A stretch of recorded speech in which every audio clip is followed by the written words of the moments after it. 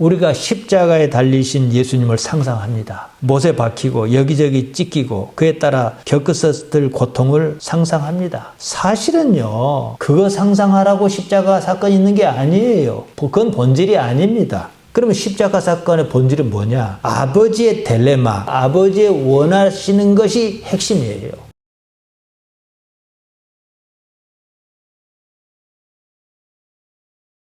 갈라디아서는 원문에는 프로스 갈라타스 이렇게 나와 있습니다. 갈라디아 사람에게 이렇습니다. 갈라디아 사람에게 보내는 편지입니다. 갈라디아는 여러분이 가지고 있는 성경에 보면 지도가 있을 것입니다. 그 한 복판이 바로 오늘날로 치면 튀르키예 그 중앙부에 수도 앙카라가 있는데 그 지역에 여러 교회가 있었습니다. 갈라디아서는 로마서를 축소한 듯한 서간문입니다. 로마서를 정리했다 이렇게 생각하면 좋습니다. 우리가 먼저 로마서를 보았지 않습니까? 그러니까 보다 더 쉽습니다. 로마서와 갈라디아서는 믿음으로 의롭다라고 한 동일한 주제를 다룹니다. 로마서는 로마의 그리스도인이 복음에 대한 아무런 선의가 없다는 상황에서 복음을 전하였습니다. 반면에 갈라디아서는 조금 다릅니다. 갈라디아의 그리스도인은 복음을 알고 있었습니다. 복음을 버리고 율법주의로 회귀하려고 했습니다. 상황이 이러자 믿음으로 의롭다는 원리를 설명하는 일종의 변증서에 가깝습니다. 갈라디아 여러 교회는 바울이 1차 전도 여행에서 결실을 맺은 데입니다. 사도행전 13장에 보면 그때 상황이 나와 있습니다. 사도행전 13장 48절에서 52절에 이런 기록이 있습니다. 이방인이 복음을 듣고 기뻐하여 하나님의 말씀을 찬송했다고 합니다. 하나님께서 구원하셔서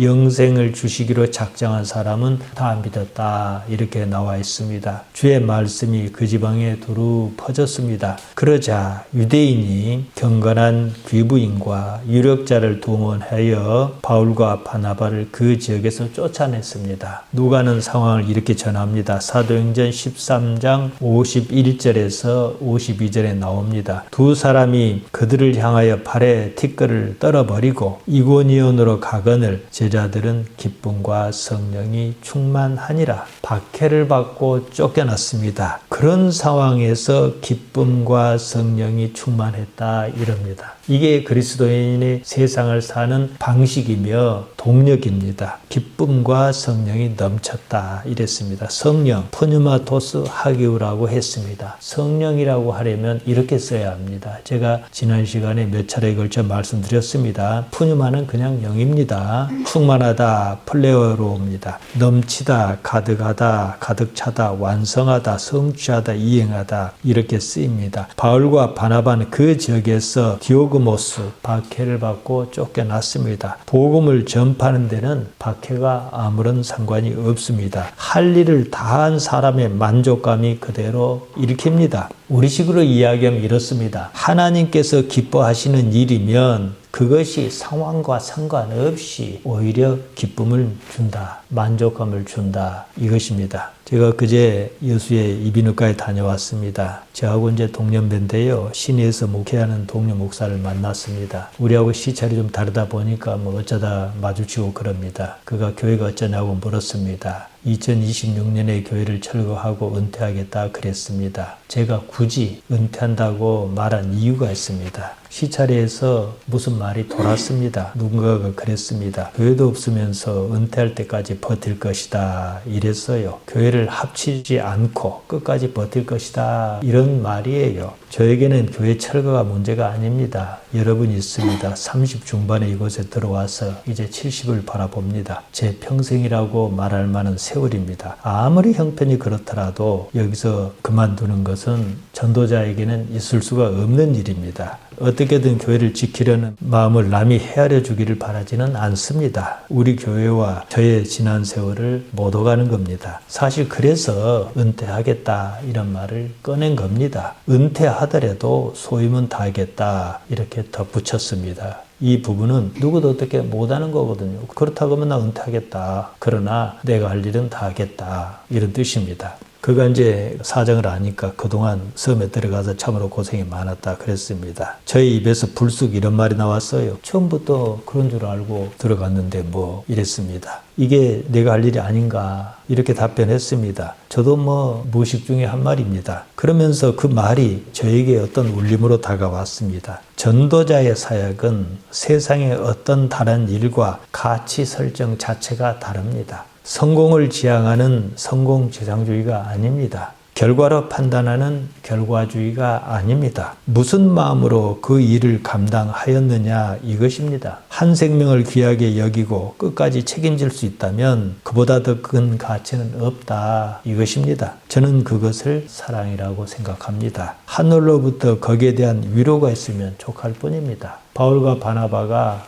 전도를 하다 박해를 받고 쫓겨났습니다. 이들은 기쁨과 성령이 넘쳤다 그랬습니다. 왜 그랬겠습니까? 충분히 이해가 갑니다. 하나님께서 원하신 바를 행했기 때문에 하늘로부터 온 위로가 있었다는 거죠. 우리 자신 모두가 마찬가지입니다. 바울은 1절에서 자신의 자격을 밝힙니다. 어떻게 시작하냐면요. 파울로스 아포스톨로스 이렇게 시작합니다. 나 바울은 사도다 이 말이에요. 아포스톨로스란 말은 보내심을 받은 자다 이 뜻입니다. 자기를 보내신 이가 하나님 아버지시라는 말입니다. 그 하나님께서 예수 그리스도를 죽은 자 가운데서 살리셨다 이럽니다. 이 말에 복음의 가치가 다 들어 있습니다. 바울이 자기 자신을 굳이 아포스톨로스라고 한 이유가 무엇이겠습니까? 소임을 잊지 않겠다, 분명히 하겠다 이것입니다. 복음 전도자의 사명에 자기 인생을 다 걸었다는 것입니다. 지금 이 시대에 교회 목사가 이처럼 아포스톨로스로서의 사명, 소임을 생각하는지나 잘 모르겠습니다. 제가 자주 말씀드립니다. 인생은 정말로 아무것도 아닙니다. 지난 시간에 전도자의 말을 인용해서 말씀드렸습니다. 전도서 1장 2절에서 3절에 보면 모든 것이 헛되다. 해 아래서 수고하는 모든 수고가 사람에게 무엇이 유익한가 그랬습니다. 이러한 인식이 조금치라도 있다면 오늘날 교회로 인한 모든 문제가 있을 수가 없어요. 복음이 아닌 것을 가지고 복음이라고 사기친 탓에 빚어진 총극입니다. 사람이 모이는 데는요. 돈 아니면 명예입니다. 퉁쳐서 욕망입니다. 욕망의 정점에 세격이 있습니다. 남자의 경우는 더 그렇습니다. 사람에게는 무의식의 세계가 있어요. 이 무의식이란 말은 의식하지 못한 세계를 가리키는 말입니다. 무의식으로 들어가면 제일 안쪽에 세격이 있어요. 왜냐? 이 자연계가 대를 잇게 하는 그 원천 생식력 때문에 그렇습니다. 무의식의 세계인 만큼 사람들은 그것이 세격인지 잘 의식을 못합니다. 이 세격은요. 다른 형태로 불현듯 나타납니다. 여기에 차가는 심리 이론이 프로이트가 체계를 세운 정신분석학입니다. 이것이 대개는 사랑이란 탈을 씁니다. 때로는 폭력으로 나타나기도 합니다. 연애폭력이 그겁니다. 데이트폭력이란 말로 요즘 통하지 않습니까? 정확한 용어로는 치정폭력입니다. 어떻게 연애와 폭력이 같을 수 있는가? 그거 아주 복잡합니다. 세계는 점점 더 윤리적인 방향으로 나아갑니다. 미국이 인권 이렇게 하지 않습니까? 윤리를 지향하는 세계와 세욕은 사실 상충합니다. 세욕은 음지로 숨어듭니다. 대표적인 사례가 종교입니다. 우리 교단 진한회기 총회장이 자기 교회 권사와 어쨌다고 시끄러웠습니다. 그런 일이 있긴 있었던 모양입니다. 김기동 목사가 그랬고 조용기 목사도 거기서 자유롭지 못합니다. 지금은 이단이라고 그러는 정명석이나 이재록이나 이 문제로 감옥에 갇히고 그랬지 않습니까? 그들이 이단이어서 그런 게 아니에요. 처음부터 그러려고 작정하지 않았을 것입니다. 권력이 분에 넘치도록 생기다 보니까 거기까지 간 겁니다. 보다 더 큰 문제는 여기에 대한 구체적인 연구가 부족하다는 거예요. 욕망이 무엇인가 이 차원에서 접근해야 합니다. 이 문제는 그다지 관심을 받지 못합니다. 그리고 항상 하는 말이 목사가 어떻게 그러냐, 스님이 어째서 그러냐 이러고 말아요. 지금은 오히려 극단으로 가는 추세입니다. 막지 말고 적극적으로 활용하자 이렇게 나오는 사람도 있어요. 욕망은요 삶을 살게 하는 동력입니다. 욕망은 본질적인 가치를 추구하지 않습니다. 오히려 그 가치를 훼손합니다. 여기에 문제가 있습니다. 범죄라고 생각하는 모든 행위를 보십시오. 욕망이 지나쳐서 발생하는 겁니다.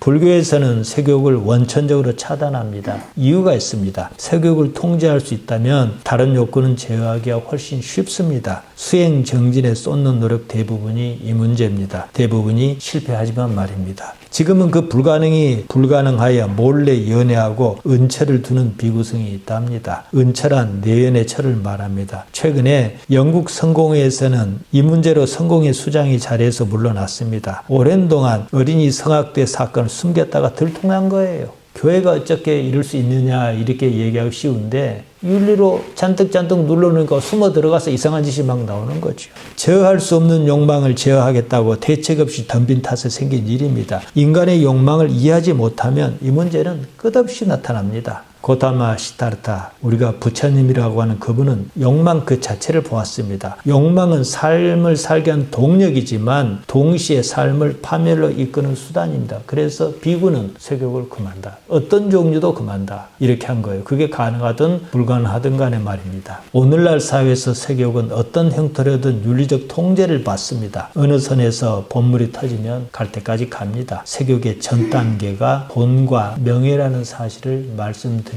위해서 이것을 언급한 겁니다. 사도 바울이 무엇을 전도하였겠습니까? 이 세상은 아무것도 아니다. 다른 가치를 추구해야 한다. 이겁니다. 그 다른 가치가 무엇이냐? 예수 그리스도로 나타난 하나님 아버지의 기쁜 소식이다. 지금 이 이야기를 합니다. 제가 앞서 전도서에 전도자가 전하는 이야기를 말씀드렸습니다. 모든 것이 헛되다 그랬습니다. 사실이 그렇습니다. 세상을 살아본 사람은 똑같은 말을 합니다. 조금만 생각하면 다 알 수 있습니다. 해 아래서 수고하는 모든 수고가 사실은 사람에게 유익이 없습니다. 죽습니다. 죽으면 다 쓸데가 없습니다. 죽어도 소용 있는 것이 무엇인가 그것을 추구하라. 이것이 복음이에요. 우리가 성경을 읽을 때는 새로운 마음으로 대해야 합니다. 우리는 그동안 여러 가지 형태로 교회 생활에 길들어 있습니다. 대개는 그 관념에 따라 그 색안경을 끼고 성경을 보려고 한다는 것입니다. 어디선가 들은 이야기로 생각이 굳어졌고 그것을 바탕으로 이해하려고 합니다. 일단요, 다 내려놓고 새롭게 보려고 해야 합니다. 로마서든 갈라디아서든 공통적으로 믿음으로 의롭다는 것을 얘기합니다. 바울이 전하고자 하는 바를 이해하는 데는 세 가지 단어의 뜻을 제대로 이해해야 합니다. 의와 믿음과 죄입니다. 의로운 상태에서는 죄가 힘을 쓰지 못할 것이 아니겠습니까? 죄가 힘을 쓰지 못하는 그런 삶일 때 영생을 기약할 수 있습니다. 이것이 복음의 핵심입니다.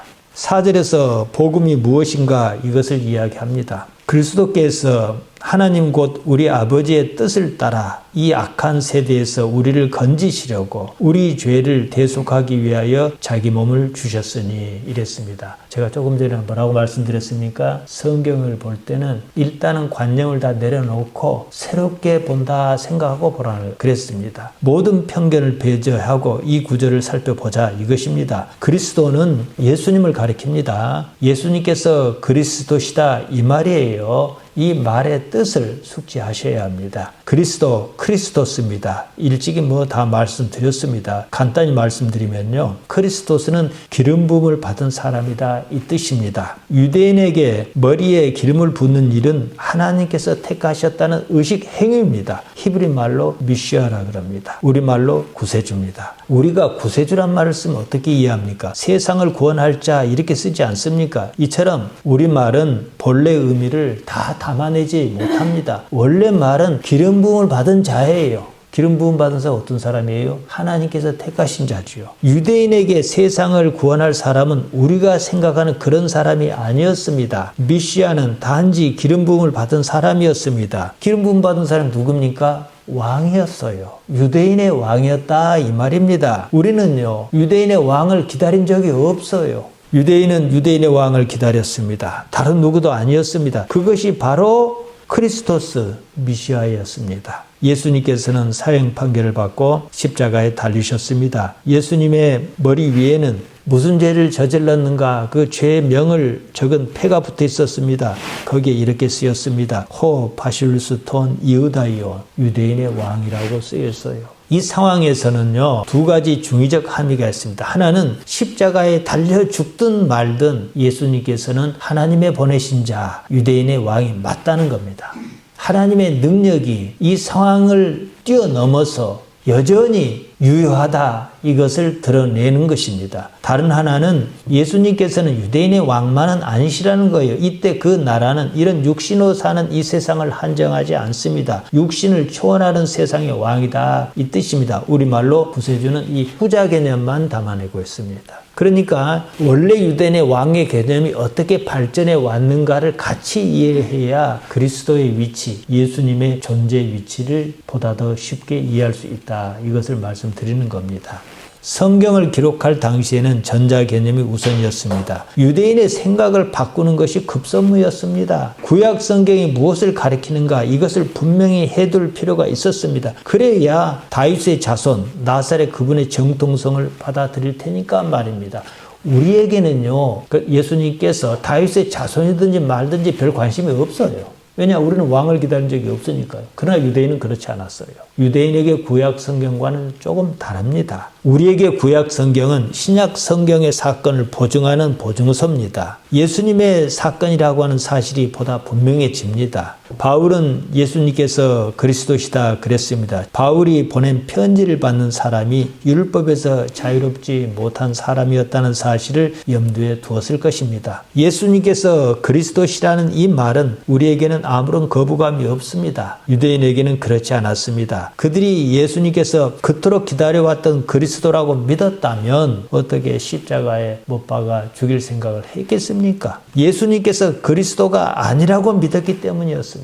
그중 일부가 십자가와 부활 사건 이후에 예수님께서 그리스도시라는 사실을 깨달았습니다. 예수님의 제자였습니다. 여기서 복음이 시작했습니다. 바울은 하나님 우리 아버지의 뜻이라고 하였습니다. 바울은 유대인입니다. 유대인은 천지가 개벽하지 않고서는 하나님을 아버지라고 할 수가 없습니다. 바울은 천지가 개벽했습니다. 생각이 바뀌었습니다. 우리는 별 생각 없이 하나님을 아버지라 합니다. 이것이 그리 쉬운 말인가 생각해야 합니다. 내가 하나님을 아버지라고 부른다 하여 하나님께서 나의 아버지신 것은 아니에요. 내가 하나님을 정말로 아버지라고 여길 때 하나님께서 아버지신 거예요. 그러면 지금 나는 하나님을 아버지로 여기고 있는가 이 말이지요. 예수님께서 제자에게 하나님을 너희 아버지라고 수없이 말씀하셨습니다. 하나님께서 아버지신 것을 가르치셨습니다. 마태복음 6장 31절에서 32절에 보면 예수님께서 제자에게 이렇게 말씀하셨습니다. 그러므로 염려하여 이르기를 무엇을 먹을까 무엇을 마실까 무엇을 입을까 하지 말라. 이는 다 이방인이 구하는 것이라. 너희 하늘 아버지께서 이 모든 것이 너희에게 있어야 할 줄을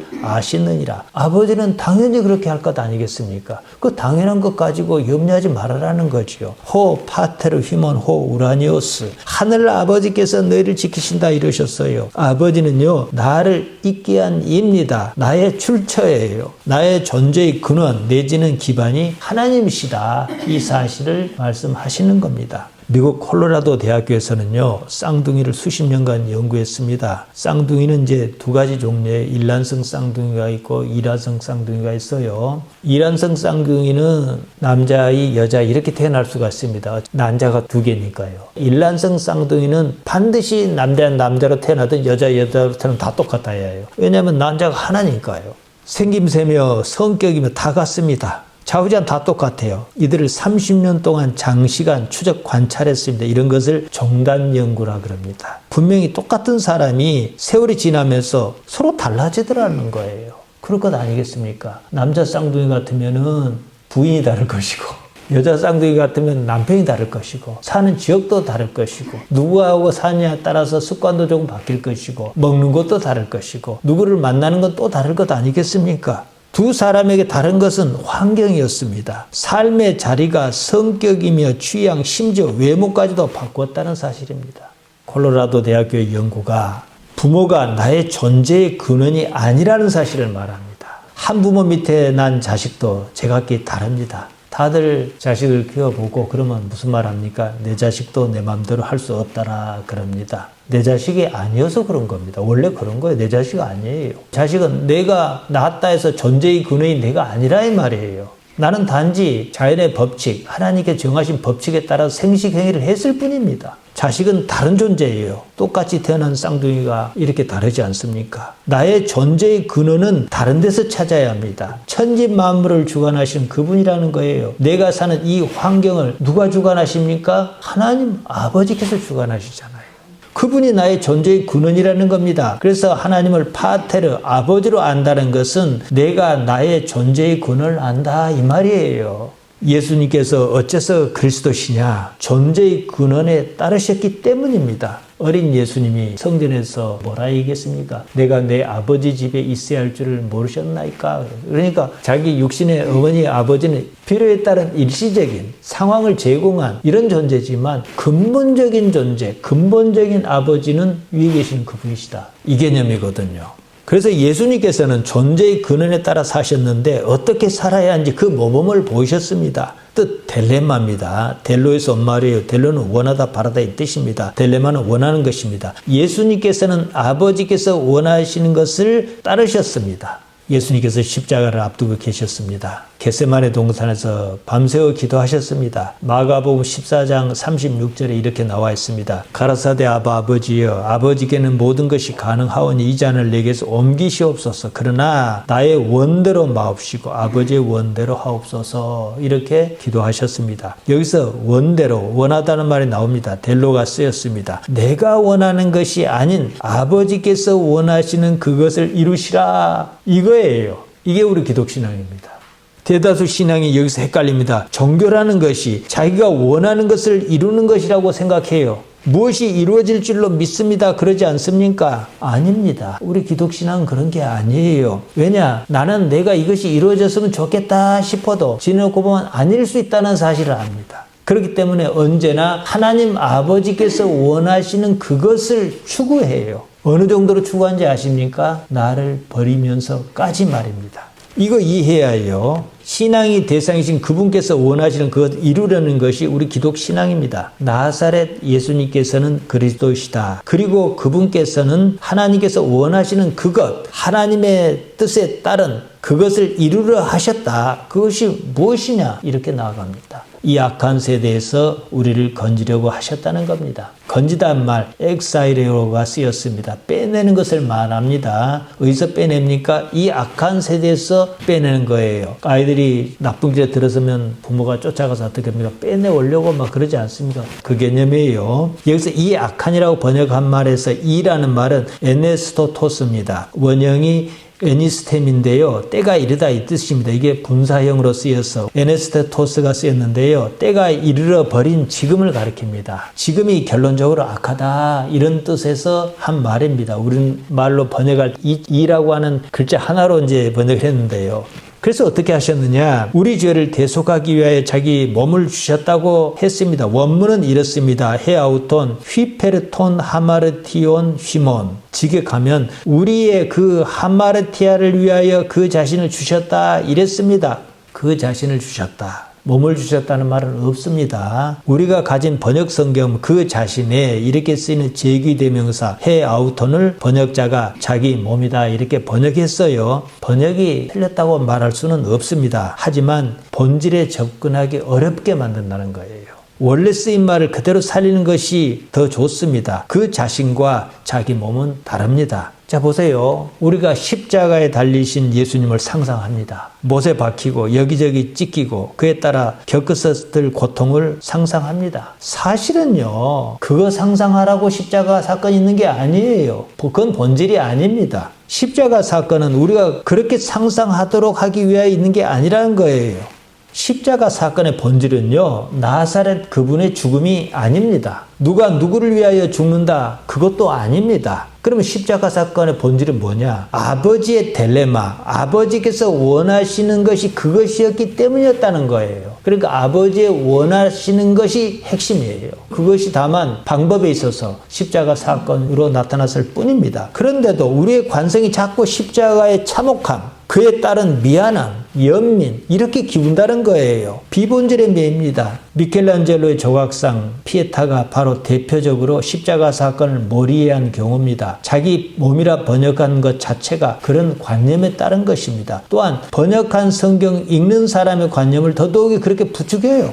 사실 나사렛 그분이 십자가에 달리신 그 사건은요, 아버지께 당신의 삶은 내놓은 결과였습니다. 아버지의 원하는 것이 거기 안 죽고 싶어요 하는 나의 원하는 것보다 더 큰 가치였다는 거예요. 우리 시선이 예수님께서 십자가에 달려 고통을 당하시는 바로 그 장면에 꽂히면요, 정말로 아무것도 아닙니다. 그 결과 대속이란 말이 어떻게 쓰입니까? 십자가 사건을 종교적 현장으로 대체합니다. 예수님을 희생제물로 생각합니다. 그리고 말아요. 이처럼 관념은요, 현실적으로는 아무런 일도 일어나지 않습니다. 나 자신을 내놓는 현실적인 일은 생각하지 않아요. 나를 대신하여 죽으셨다. 그뿐이에요. 이게 기독교의 가장 큰 걸림돌이고 문제입니다. 여기서 대속하기 위하여 이것도 번역의 문제가 있습니다. 대속이란 말은 원문에는 없습니다. 다만 무엇을 위하여 이렇게 쓰이는 전치사 휘페르가 쓰였을 뿐입니다. 그래서 사절을 원문에 맞게 직역하면 이렇습니다. 그리스도께서 하나님 곧 우리 아버지께서 원하시는 대로 결론적으로 지금 이렇게 악한 시대에서 우리를 빼내시려고 우리의 하마르티아를 위하여 자신을 주셨으니 이렇습니다. 여기서 제가 죄란 말 쓰지 않았습니다. 원문대로 하마르티아라고 그대로 썼습니다. 하마르티아는요, 죄라고 번역할 수 없는 말이기 때문입니다. 우리가 익히 하는 죄라는 말은 따로 있습니다. 오펠레마입니다. 마땅히 해야 하는 것이라는 의미에서, 의무감을 말해요. 그런 의미에서 죄라고 쓰입니다. 마태복음 6장 12절에 이런 말씀이 있습니다. 우리가 잘 아는 주기도문입니다. 우리가 우리에게 죄 지은 자를 사하여 준 것 같이 우리 죄를 사하여 주옵시고, 예수님께서 제자에게 이렇게 가르쳐 주셨어요. 자, 생각해 보세요. 우리가 우리에게 죄진 자를 사해 줄 것 같이 언제 여러분이 죄진 자 사해 줬습니까? 그런 적 있어요, 가끔은. 그러나 이렇게 말할 정도로 항상 그런 것도 아니에요. 또 우리 죄를 사하여 주옵시고 그러면은 나의 죄가 사함을 받았다는 결정적 증거를 여러분이 확보했습니까? 그러니까 말장난이 지나지 않는다는 거예요. 현실성도 없고요. 종교가 이러면 곤란합니다. 이것을 번역한 사람이 뭔가 안 맞다 이렇게 생각한 모양이 이게 아닌데 싶어요. 그래서 새로 번역한 주기도문은 어떻게 했습니까? 우리가 우리에게 잘못한 사람을 용서해 준 것 같이 우리 죄를 용서해 주옵시고, 이거나 그거나. 또 여기는 죄 지은 자, 이것을 잘못한 사람 이렇게 번역했어요. 그 말은 뭐가 다릅니까? 죄 지은 자는요, 오펠레테스입니다. 죄는 오펠레마. 다르게 번역할 수가 없습니다. 더 헷갈리겠습니다. 성경에서 말하는 죄에 대한 개념이 올바르지 않아서 그런 거예요. 그러니까 반드시 사망에 이르게 하는 것은 오펠레마 때문이 아니에요. 우리가 생각하는 죄 때문이 아니에요. 하마르티아 때문입니다. 하마르티아를 이해해야 하는 거예요. 하마르티아와 오펠레마가 어떻게 다른지 가닥을 못 잡은 겁니다.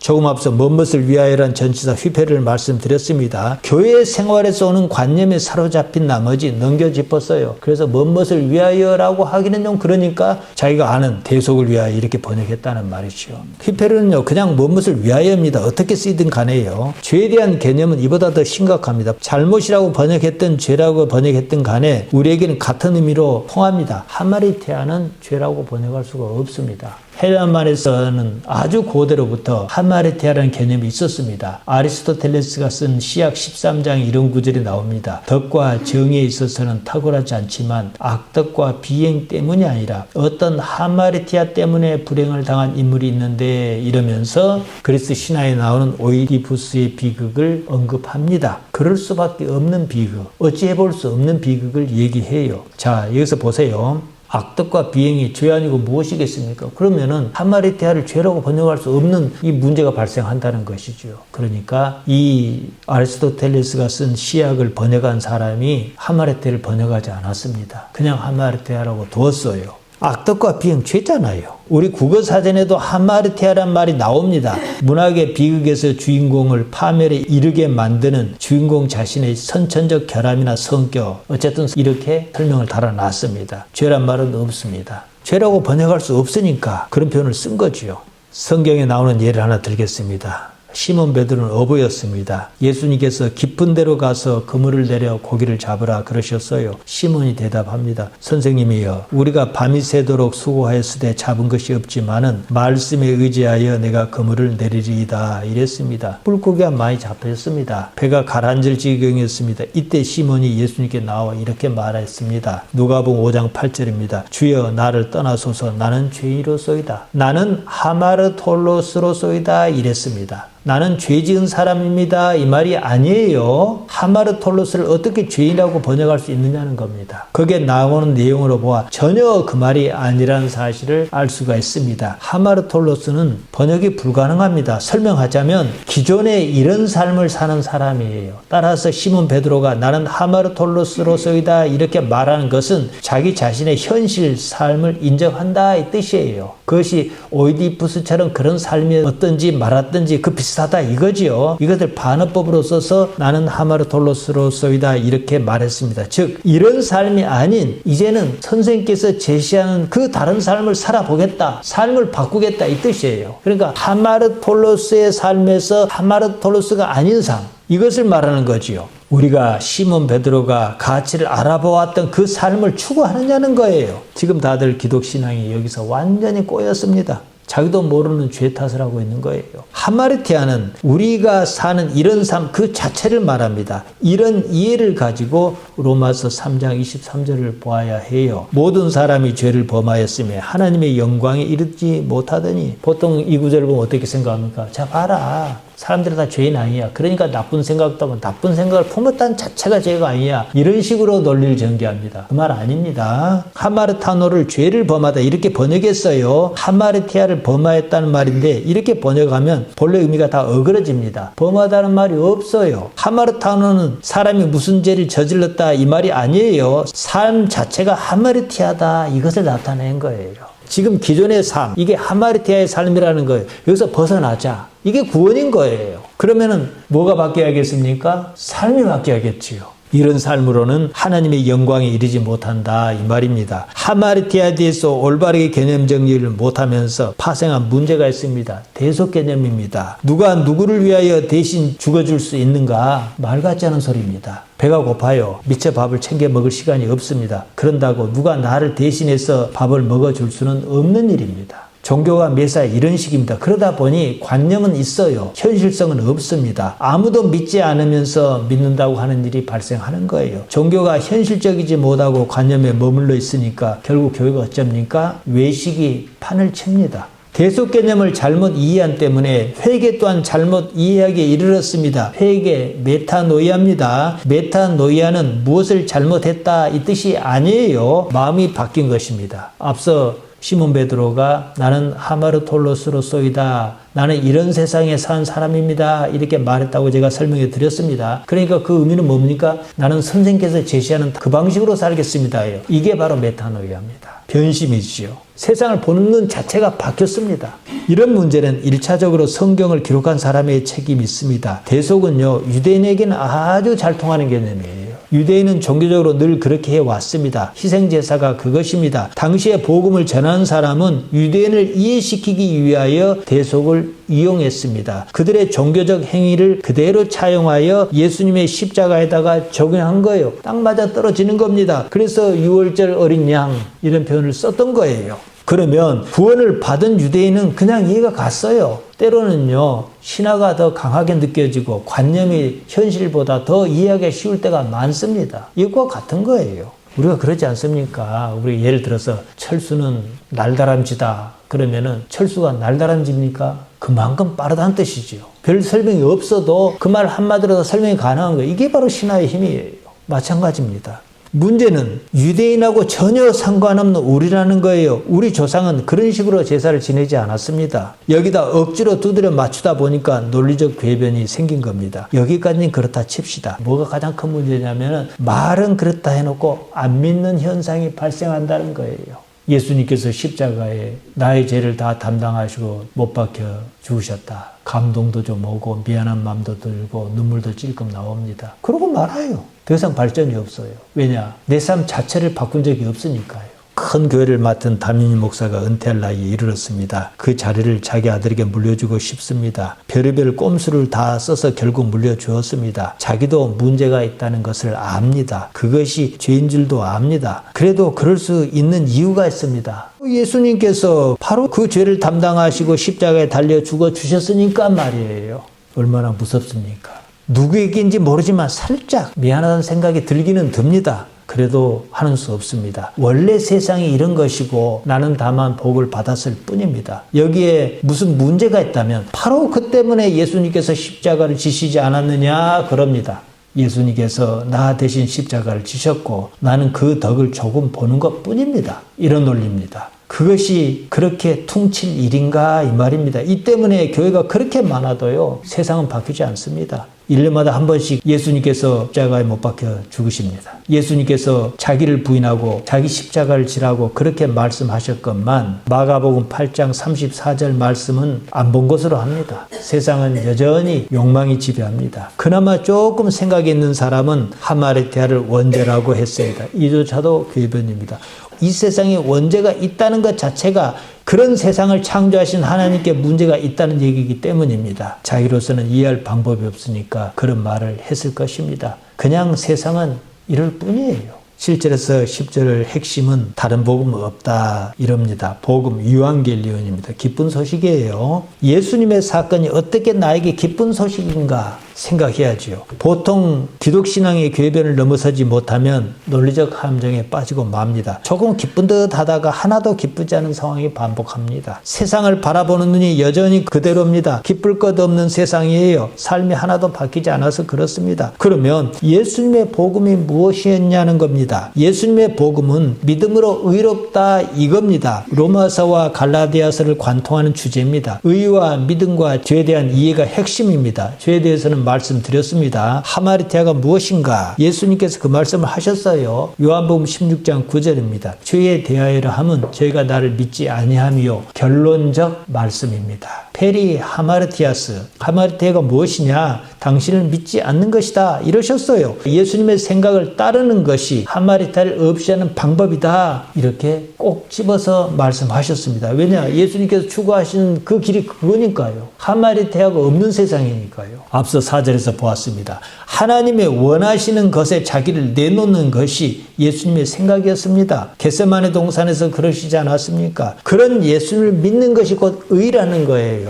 예수님께서 의에 대하여 또 이리 말씀하셨습니다. 요한복음 16장 10절에 나옵니다. 의에 대하여 하면 내가 아버지께로 가니 너희가 다시 나를 보지 못하며 페리 디카이오시네스 정의에 대하여 데호티 프로스톤 파테라 휘파고 내가 아버지께로 가는 것이다 이러셨습니다. 아버지께로 간다는 말이 무엇입니까? 이 상황에서 말입니다. 너희가 다시 나를 보지 못하는 겁니다. 죽는다 이 말이에요. 즉 죽는 것이 의다 이거예요. 근데 예수님께서 뭐 심심해서 죽으려고 하셨습니까? 무슨 잘못 있어서 죽으려고 하셨습니까? 이 세상 살아봤자 헛것이다 그래서 죽으려고 하셨습니까? 아닙니다. 사람들이 이해할런지 못할런지 몰라도 그것이 하나님의 딜레마, 하나님의 원하시는 것이었다는 거예요. 그러니까 십자가의 죽음이 중요한 게 아니라 하나님께서 원하시는 것이 중요해요. 이게 목표입니다. 죽는 것이 의다 이러셨습니다. 앞서 4절에서 보았습니다. 하나님께서 원하신 것 카타 딜레마 투 데우 하나님께서 원하시는 것에 따르는 그것이 의다 이 말씀이에요. 여기서 우리의 어떤 판단도 필요하지 않습니다. 그 판단은 관습에 따른 것이기 때문입니다. 당시로서 말입니다. 제자는 이 말씀을 도저히 이해할 수가 없었어요. 잘못이 있건 없건 간에 십자가에 달려 죽는 것이 어째서 의란 말인가 이랬을 것입니다. 지금도 그 당시 제자와 똑같은 생각을 하는 사람이 있습니다. 교회 권력으로 세상을 바꾸자 이렇게 나오지 않습니까? 그것은 의가 아니에요. 불입니다. 자기가 생각하는 그 의는요 하나님께서 생각하시는 의와 다릅니다. 하박국 2장 4절에 이렇게 나와 있습니다. 의인은 그 믿음으로 말미암아 살리라. 히브리 말로 이랬습니다. 베차티크 베 에무나트 이히에 의롭단 말 차티크입니다. 올바르다 공정하다 이런 뜻이에요. 사람은요 공정하지 않습니다. 올바르지 않습니다. 언제나 자기 입장에서 생각하기 때문입니다. 자기를 객관화하지 못해서 그런 거예요. 믿음 에무나입니다. 어원은 아만인데 신뢰하다 확실하다 이 뜻입니다. 우리가 기도할 때 아멘 아멘 하지 않습니까? 이거예요. 신뢰합니다 이 말이 누구를 말입니까? 하나님입니다. 하나님을 신뢰한다면 어떻게 해야겠습니까? 지금 이 자리에서 내가 마땅히 해야 하는 그 일을 하는 것이에요. 대개는 믿음을 잘못 생각합니다. 자기가 바라는 그 무엇이 이루어질 줄로 믿는 것을 믿음이라고 생각합니다. 그것이 이루어지지 말아야 하는 것이면 어쩌겠습니까? 그 경우는 아예 생각하지 않습니다. 여기서 종교로 말미암은 분쟁이 벌어집니다. 믿음으로 남을 죽이고 지금 중동 땅에서 그러지 않습니까? 대단한 믿음입니다. 이쪽이든 저쪽이든 자기가 옳다고 믿습니다. 그 믿음이 남을 죽입니다. 그런 믿음은 없는 것이 낫습니다. 성경은 그런 믿음을 말한 적이 없습니다. 그랬을 것 같으면 나사렛 그분이 왜 십자가를 집니까?